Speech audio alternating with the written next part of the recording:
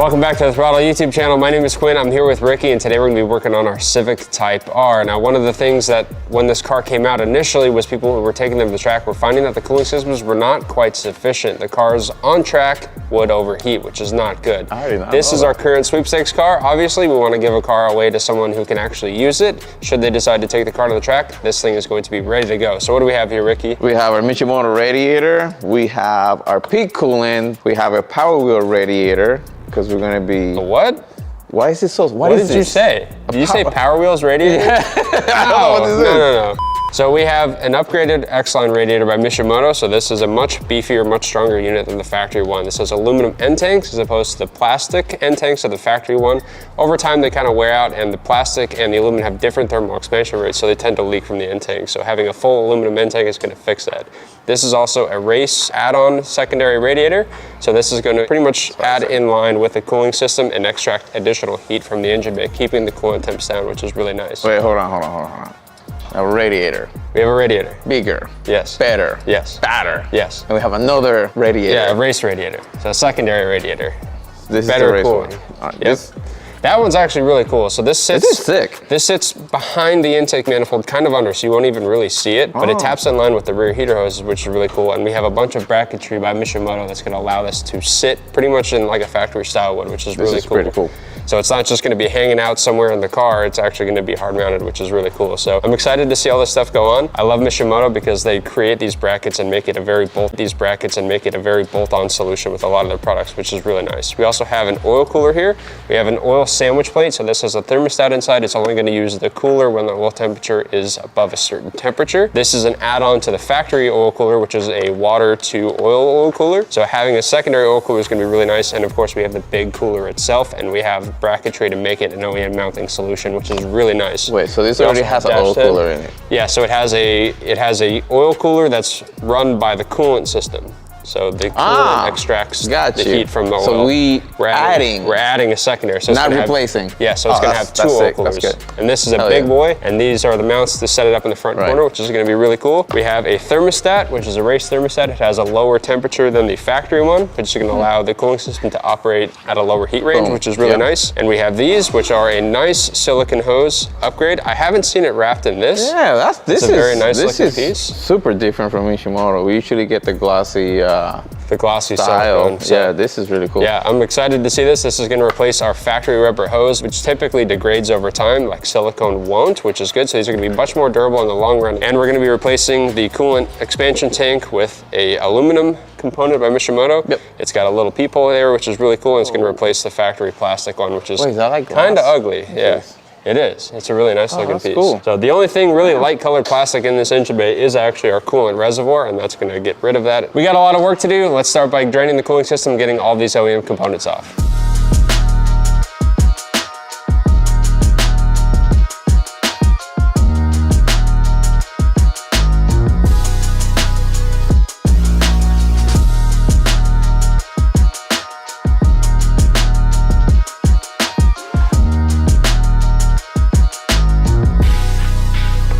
Factory radiator is out. We're going to take the fan off, get that set up on our new X-Line radiator, and then drop that whole thing in as one.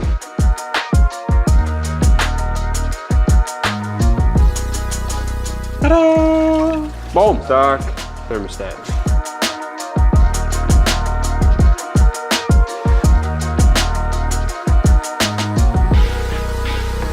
This is a way bigger drain plug, and I'm gonna go get the right size so we can.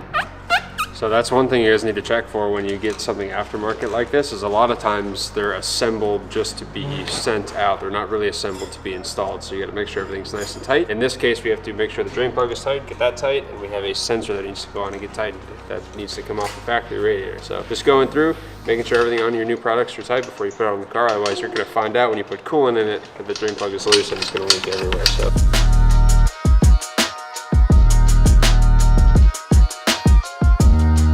We transfer both fans from the original Type R radiator. We have the sensor installed, and then we make sure that the drain plug was completely tight. We also have the bottom bushings for the mount already set to go. The next step for this is to wait for Quinn to get a thermostat installed, a new one, and from there we'll put this thing right back in the car. So that's our old thermostat, and here's our new Mishimoto one. Something interesting about it is it doesn't have a housing with it. Now this is starting to become like more of a commonplace with the newer cars, where you'll actually reuse the existing thermostat housing. In a lot of cases, you'll just replace the entire thing. It'll come with the housing on its own, but a lot of the newer cars don't. If you notice, we don't have a housing, so we're going to utilize the factory housing. This comes apart actually pretty quick and easy, but what it's going to do is allow us to have an OEM Honda housing with our new race thermostat in it, so you have no concerns about fitment issues or anything like that. It's just a simple replacement.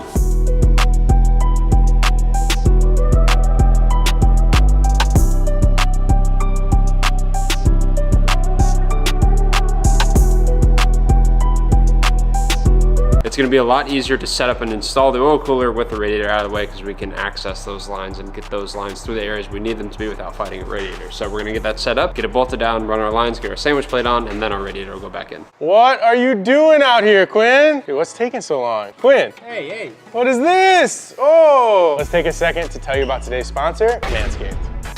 Christmas came early this year because I just got gifted the new Performance Package by Manscaped. Let's check it out. Manscaped created the first all-in-one men's grooming kit that has you covered from head to toe, literally. The Lawnmower 4.0 waterproof cordless trimmer is built with advanced skin-safe technology, which helps reduce nicks and cuts on your most sensitive areas. It has this cool LED light on the bottom, which makes it perfect for grooming on those cold, dark winter nights. Here's a stocking stuffer for you. The Crop Preserver Ball Deodorant and the Crop Reviver Ball Toner Spray. This is a real game changer. New to the collection is the Weed Whacker Nose and Ear Hair Trimmer. I had no idea I needed this so bad, but I'm so glad that Santa hooked it up for me. The Weed Whacker has these 360 rotary blades and the same skin-safe technology from the trimmer, so it helps prevent tugging and tears in your nose and your ears. If you've got a special man in your life that's been extra good this year, make sure you get him the Performance Package by Manscaped. And for a limited time, you'll also get 2 free gifts, the Shed Travel Bag and the Manscaped Anti-Chafing Boxer Briefs. So don't wait, go to manscaped.com using the link in the video description and use our promo code throtl to get 20% off, plus free international shipping, plus the 2 free gifts. Now that's it for me. Now let's get back to the video.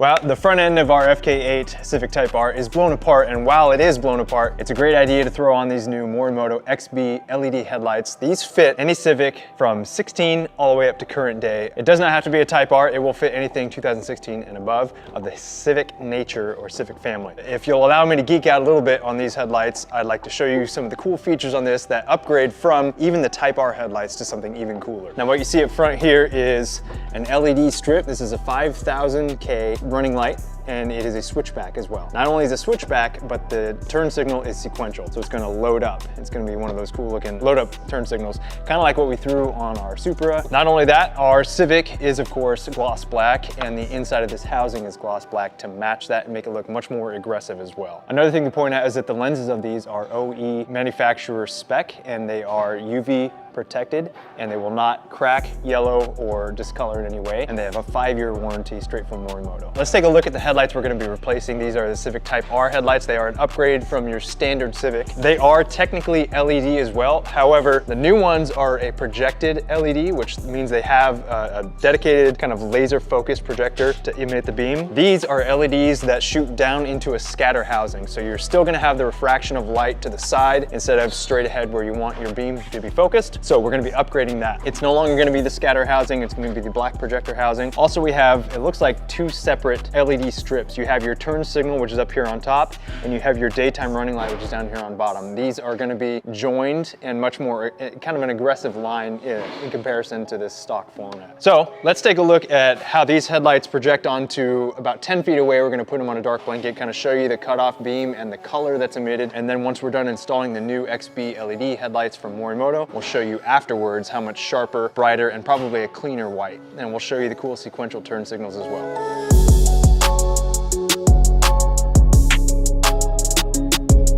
All right, so we have our old ones turned on and just kind of taking a look at what it looks like with just standard on.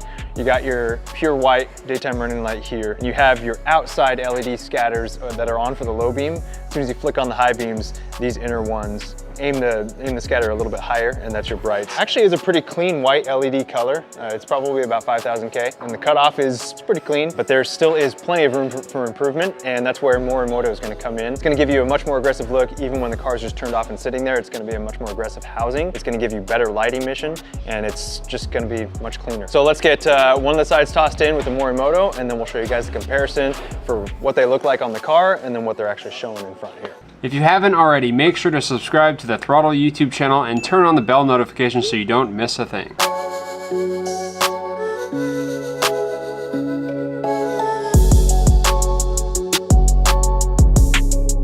Quick little parts transfer from the old headlight to the new headlight. A couple of 10 mil bolts right here, and this kind of bottom mount bracket, which fastens to just above the bash bar on the front side. It's gonna transfer over to here. Ooh, look at that. Woo! We got our little ballast here. That's actually gonna take 12 volt to like an incandescent bulb, format it for the LEDs, and give it clean, unflickering power. Normally when you do a retrofit, like an HID setup or something yourself, you have to find a place to mount those. So it's really nice that that comes mounted already to the bottom of the housing. They obviously did the research to put it somewhere where if it gets hot, it's not gonna damage anything. So it's already done. It's really helpful to use OE parts like this on the bottom of the housing. It's gonna give you factory gaps. It's gonna give you factory fitment, and it's really gonna give you peace of mind that the brackets themselves are gonna be up to OE quality. That's really cool that they utilize the brackets like this.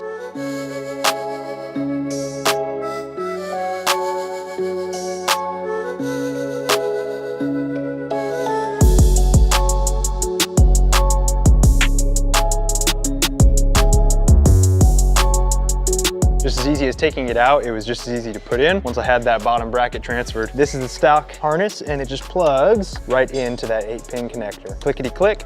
And before I go buttoning all this up, let's turn these on. Let's see what they look like side by side. Let's see what they look like as far as what they're putting on the curtain, and then we'll fasten it up and get onto the other side. So just on the aesthetic side, you can see that the right side with the new Morimoto looks much more aggressive, and it's really a better looking headlight. Now let's see what they have as far as output.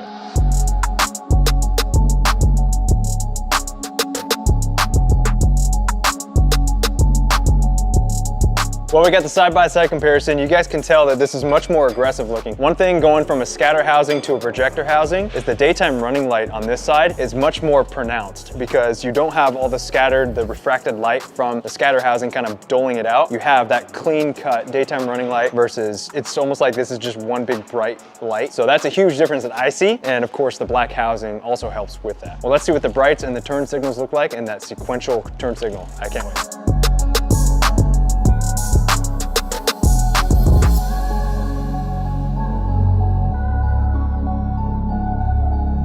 Ooh, dang, that's smooth. That's got a lot of steps to it. See that, Mickey? Yeah, it looks nice. Dude, heck yeah. Now that is like such an upscale look. The top of the line headlight from Honda, and it's just all at once.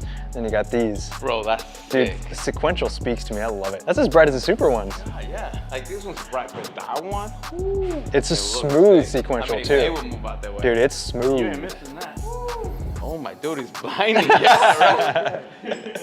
Also like the individual street lights inside there too. Wow, what an upgrade. So this is obviously the factory Honda over here, the headlight, and you can see the much cleaner and almost like the discoloration of the cutoff right here. Very sharp, and yet they're almost aimed exactly the same. This, we may have some aiming to do obviously just because these are out of the box. This is really cool, really nice clean cutoff, and it's about the same color frequency. So if you like that, you get to keep it, but you get a much cleaner light output. Now that we've had our side-by-side comparison, looking at the headlights themselves and seeing what their output is, it's time to put the driver's side on, and then we'll aim these for the appropriate height, and that's it. That's our headlights done. Take out, put back in, plug in, you're good.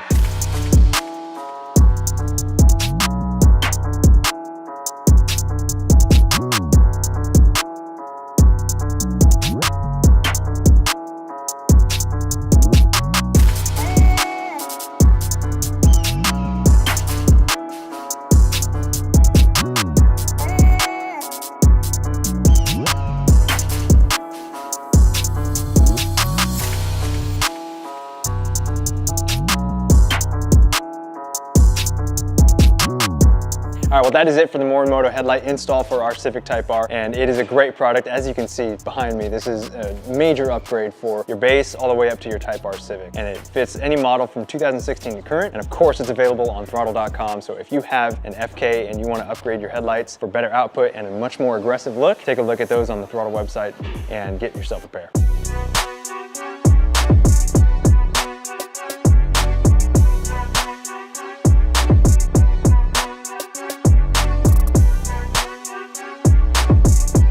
Just installed the brackets, and this is how it's gonna look like when it's all done and finished. I am gonna be removing this because we have to get the lines on first. I just want to show you guys what it's gonna look like, and it's gonna be placed right around here, just like so. It'll look really nice. Really nice looking piece. So it actually replaces the factory brake ducts. We lose that brake duct, so I took that off. So this is what the brake duct look like just on that side. So it removes that and then actually uses the mounting points for that bracket on the side, and then it mounts on the core support up top. So really beef, really strong mount, which is really cool.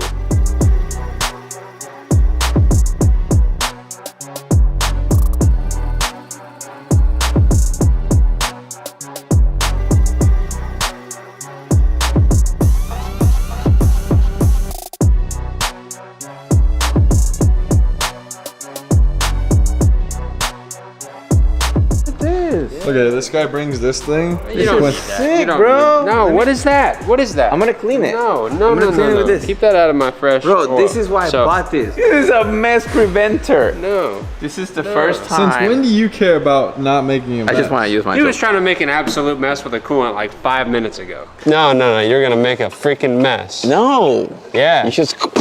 Yeah, and then that's called then- a mess. What we're gonna do now before we put the oil cooler line on, the last line on, is actually prime the cooler. So we have an oil cooler here that has 0 oil in it. We have oil lines that have 0 oil in it, and we want to prevent it having to fill up the entire line and cooler system on startup before it gets oil to the engine. So I'm gonna fill it up manually. This will help oil get to the engine faster and prevent oil pressure loss and damaging the engine. So we're gonna fill it up and hopefully not make a mess.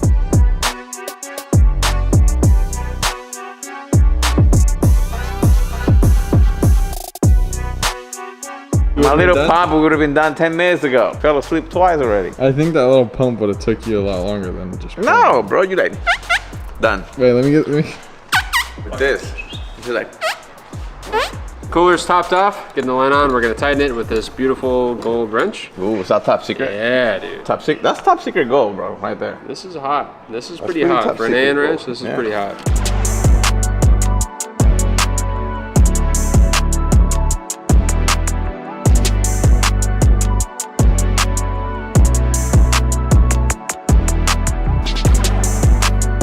That's a pretty looking cooler, right? Dude, that thing is stiff too. I like this mount because it like has this whole plate that runs the entire side, so it like directs airflow down into the cooler. I think that's a nice touch. Dual purpose, baby. I think it looks good. Let's get our sandwich plate on, get the lines Bolted on the thing and everything tight, and then we can secure the lines up under here so they're not doing this, whatever that is. And then we'll put our radiator back in.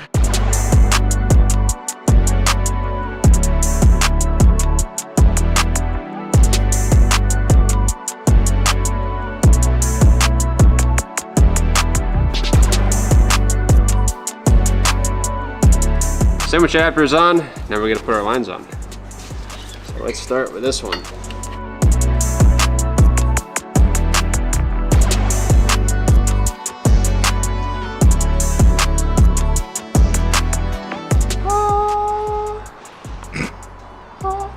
Oh! Hey, yo. I only have one of these, dude. If you damage this one, He said, wait, hold on. His superhero skills was used. That's it. You don't have any more. But why'd you say, yo? you almost dropped this thing. You dent this. That's not good. You're supposed to say yo, not yo. All right, we got a new Canon oil filter. We're gonna swing this guy on, and now we're gonna drain the engine oil.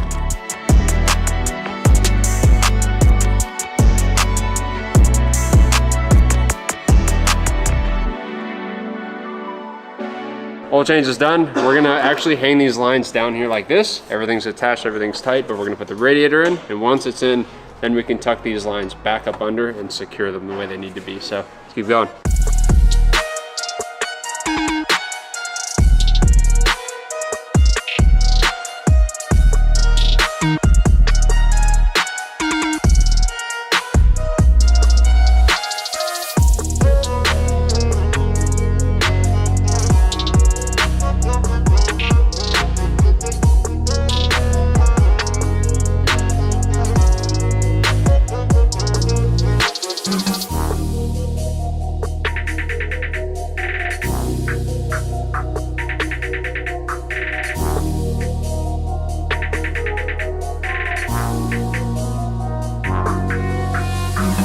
We got the front end back together, the core support and the bracing around along with our Mishimoto radiator and hoses. So now we're gonna start working on getting our rear race radiator set up. So Ricky's gonna start pulling our Cusco strut bar off. I'm gonna pull this off, which is our beauty cover. I'm actually gonna pull this off too, so we're gonna be replacing it, just kind of get it up out of the way.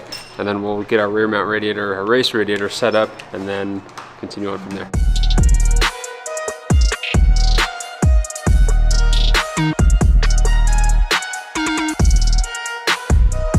So this is our race radiator. I'm gonna be interested to see how this sets up because this is gonna live back here, like way down there. So it's gonna be interesting to get this set up and mounted. You ready, Ricky? Yep.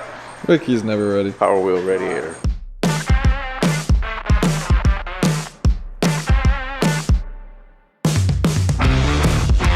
This is our first mounting bracket. It's gonna sit like this, and then the cooler is gonna come in here and bolt like this, and like boom, and then we have another bracket that's gonna be coming on top. Like Unfortunately, it is up here in this hole, like way, like see my hand? Like it goes all in here. So it's gonna be a little bit tricky to film the install on this, so if it doesn't turn out that great, I'm sorry, but we'll try our best. So this is the first bracket going on. We're gonna sneak this up in there and bolt it down, and then keep going.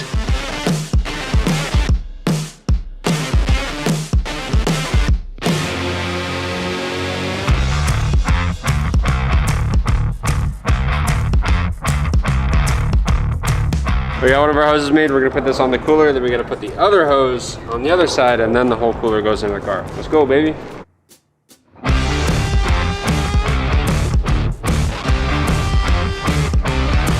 So this bracket needs to be removed to give us the room that we need to get. I'm trying to get this hose out. So this hose runs from the back of the cylinder head all the way to the firewall. And this is actually the hose that we're replacing with the race radiator. So instead of having a hose that runs from the engine to the firewall, we're having a hose that runs from the firewall, from the engine to a little radiator and then to the firewall. So we're pretty much just jumping a cooler in line, which is what the secondary race radiator is. So I need to get that hose out, then we can plug our new hoses in and then it'll be in. We just got the room, so now we have the real estate to get that cooler in here and onto the mount. I'm gonna get this hose out and then it's simple as mounting it up, plugging our two hoses in, clamping it down, put it back together.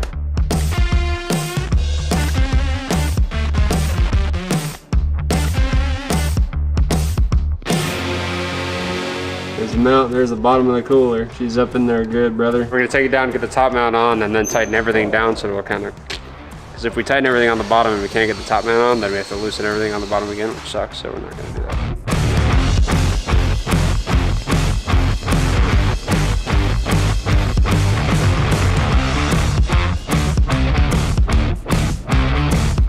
How does that way back there get the airflow it needs? I'm glad you asked. So, if you guys see on the Type R hood, it has a vent. The vent travels, the air travels through here and it comes out through here and it goes straight down there, going through that small cooling radiator thing. Race radiator. Race radiator. And it actually cools down and makes a big difference. If you guys go to Mishimoto.com, you will see that they have a video explaining and showing you the temps before this was all done and after, and it is a big difference. And this is why, the reason why they put it there, because they tested it and the airflow actually is functional. It's a functional hood. That is on. We're gonna put our new Mishimoto coolant reservoir on, get that installed, and then we're gonna bleed it before we button everything back up. So before we put the strut bar back on, before we put the engine cover back on, I wanna get it bled, working correctly, making sure we don't have any leaks from anywhere, then we'll button her back up.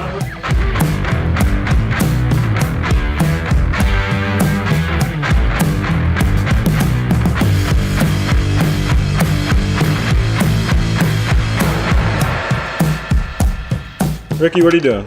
I'm gonna put oil in here.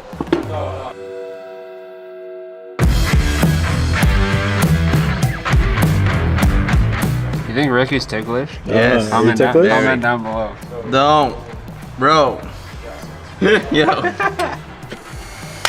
Time to get some cool in this thing, baby.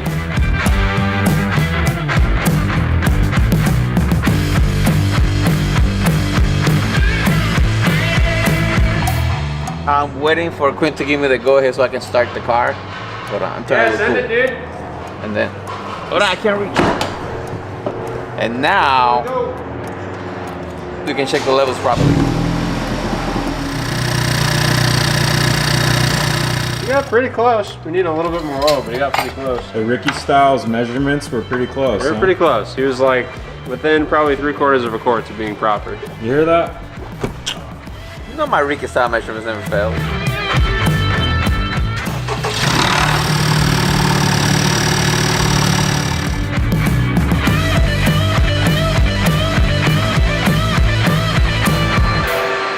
We bled the coolant, let it ran. We got good heat through the dash. We got fans kicking on, which is good. So we're gonna leave the coolant reservoir on the car, let it suck in more coolant overnight. For now, we're gonna put the front bumper and the under tray back on, and we'll drive this thing first thing in the morning.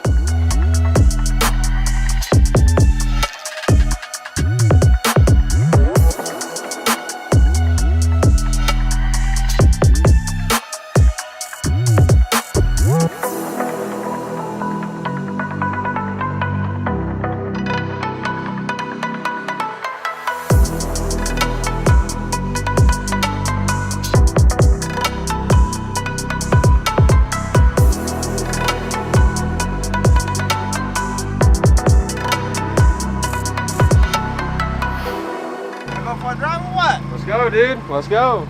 So this is the first test drive. We've done the entire Mishimoto cooling system that you guys saw in this video. This is the first drive since we've put on our air intake, our turbo blanket, and our bigger intercooler. Now, unfortunately with soft tune, it restricts the amount of airflow through the engine. So we're not really gonna see any power gains immediately, but we are gonna be getting a Honda tune for this car that will help utilize the modifications we've done to this car and actually see some power gains through it. So until that, it's gonna be pretty much just sound. Hopefully it sounds better under load. But once we get that tune, it's really gonna open this thing up and start adding power. Oh, you can hear it spool. You can hear it spool. Yep. Dang. You've gotta be able to hear that. You've gotta be able to hear that. You couldn't hear the blow off before. You couldn't hear anything before. It sounds good. It sounds perfect. Cool. Now it makes the noises I want it to make. It sounds sick. It's not extremely loud, but it's there.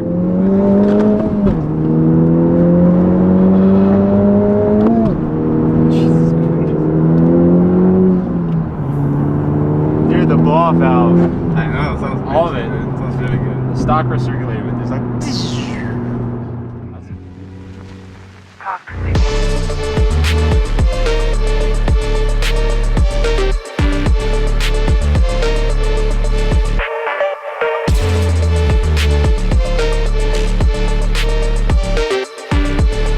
That's going to be it for today's video, guys. We got our cooling system completely set up on our CTR. We got our Mishimoto X-Line radiator, hoses, our race radiator, our secondary little race radiator, and our oil cooler. The car's running great. Everything feels good. We just need to wait for our Honda tune to get the most power out of all these modifications, which is coming in a future episode. Remember, guys, this is our current sweepstakes car. Every dollar you spend at throtl.com is going to get you one entry to win this car, plus $20,000 in cash. So head over to the site, pick up some merchandise, pick up some Mishimoto cooling products for your own car, and get entered to win this thing. Thank you guys so much for watching. Don't forget to like, comment, subscribe, and we'll see you guys in the next one.